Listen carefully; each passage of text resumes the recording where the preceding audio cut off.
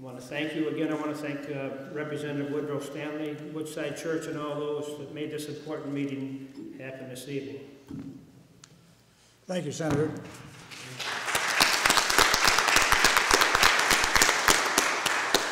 Now we have one question from the audience that was too long for a 3x5 card, so I will turn it over and let you introduce your own question. Actually, I don't have a question.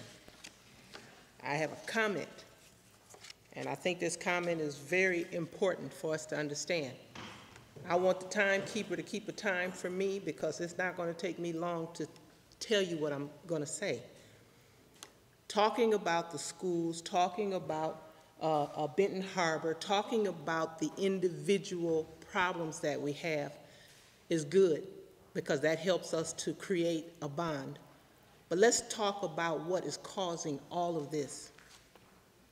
I'm going to take my glasses off. I'm very sensitive to the light, but I want you to see me. And I'm going to take off my hat, too.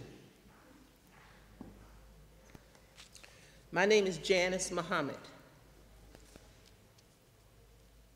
and I am the president of NCOBRA in Flint, Michigan. I do DPWs, disaster preparedness workshops. First of all, let us talk about the EFMs and the EMs and Bush. When Bush first took office, I believe it was the first or around the first act that he did was to be able to call martial law without red tape, to be able to call it right now and have it to go into effect 5 minutes later.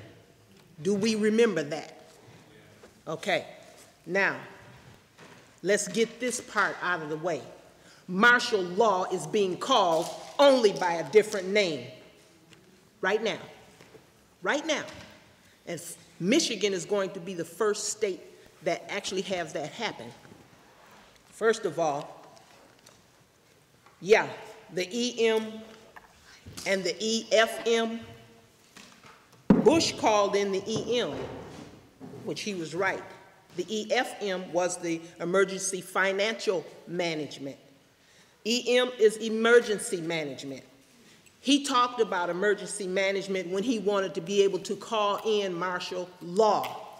Now, imagine this. Imagine not having control over any contract, and I'm saying any contract. Go back and look at this, what was set in place when he was able to, when he would be able to call in martial law. Any contract would be null and void. Do you know that it will go as far as your birth certificate? Any one of these can tell me wrong, but I'm asking every one of us in this room to listen to what I'm saying and to check into it, because your birth certificate is a contract. Your mother signed it for the government to recognize that she calls you whatever your name is. Okay, now, with the emergency management and martial law being called, your home can be confiscated. Your land can be confiscated. People in your home can be confiscated. And guess what? If somebody come knocking on your door or busting your door in talking about they're going to take over your home, what are you going to do? Scream and yell like a fool and get shot down. Okay. Now, if the EM can come in and sell land, take land, any land, and sell it, who are they going to sell it to? Who are they going to sell it to?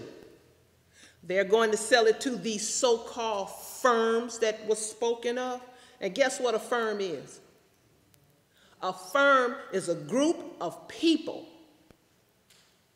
that organize, control, or I'm just going to say organize and control a group, control an organization, control a conglomerate, a business, a big business, conglomerate.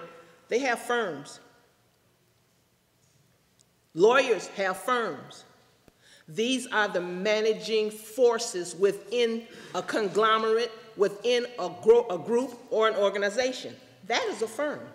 Now, if this EM can come in and start naming off things that he wants to do, believe me, there's a force behind him telling him what he is going to do. Who is that force? That force, we might want to call it the Republicans. I'll call it the first class.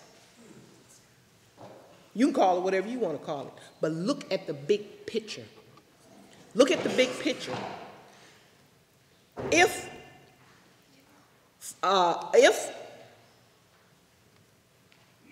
martial law can be called in, and it is being called in as we speak, but it's not being called martial law.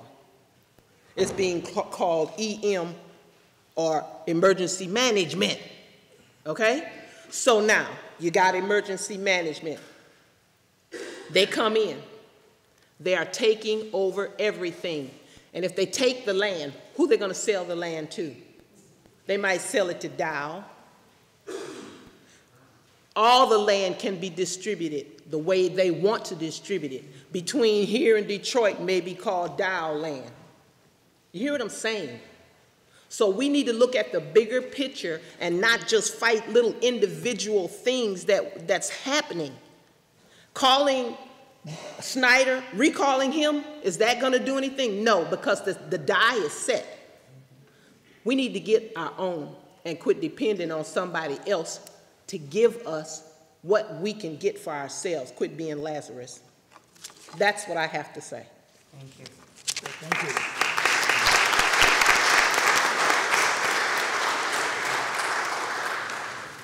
All right, in the interim, we're kind of playing this by ear tonight. We've been joined by two folks. I hope your car troubles have been solved one way or the other as you arrived here in time.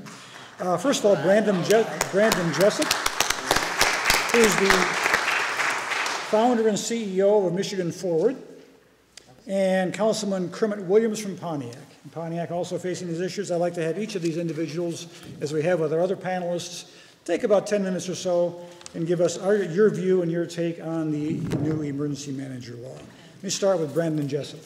Let's go first. That sounds fine. All right. Okay, I'm trying to get situated. How's everybody doing tonight? Fine. I don't hear everybody. How's everybody doing tonight? Fine. All right, good. That sounds like Flint. I'm so happy to be in the Flint area. When I was working with Acorn, I got trained in Flint, so this is a good place to be. I love this little city. It reminds me a lot of Pontiac. I would like to thank the presenters and also the church for allowing us to have this event today. I didn't come to tell you about emergency managers being good. I didn't come to tell you about emergency managers being bad. I just want to tell you what has happened to our city being under a financial emergency. Let me first state that I'm 28 years old, so a lot of the problems that we've had in our city financially, I wasn't even born when they started. But I inherited this. I've been on the council for about a year and a half. I came in under the emergency financial manager. And let me just go through about 10 things that they did to our city. The first order that was ever given by an emergency financial manager was to cut Pontiac City Council meetings off of television. They want to silence the vote of the people. They want to silence the voice of the people. His next order was to put city council meetings back on television because he didn't have the power to do that. But he was an emergency financial manager at that time. How many people in this room know about the Pontiac Silverdome? Amen. How many people seen it? Home of the Lions. Used to be home of the Pistons, I think, when Dave Bean played for them. Well, the Silverdome, which cost over $55 million to build, let me say that again, $55 million to build, was sold by an emergency financial manager for $583,000. Let me say that again. He sold it for $583,000. That's not what makes it bad. What makes it bad was the sale was not open to the public. Even though I was a council person, they did a sealed bid and sold it with 3 people in the room. We could have put the Silverdome on eBay and got more money for that. But it's not even the issue of the money. It happened without a vote of the people, and also he put in his budget that it was going to sell for $7 million. Now, you know, if you go to the bank and you say, okay, I'm going to pay $7 on my light bill, and you turn around and only pay 50 cents, you're going to have a deficit. And that's what happened. The emergency manager budgeted for $7 million, only got $583,000. Matter of fact, he only captured, after the advertisement and everything else, $200,000. The Silver Dome, the sign alone was worth $500,000 that sits on 75. He sold that with a net gain of $200,000, people. We made the Forbes list for top 10 idiotic business decisions. So that's what emergency manager did to the city of Pontiac. Now, that's important because it affects the business community. A lot of people say, well, if one man is ruling your government, then it should make business more accessible. It should be easier for them to operate. They can only go through one man. He's making the decision. It's cutting out all this bureaucracy.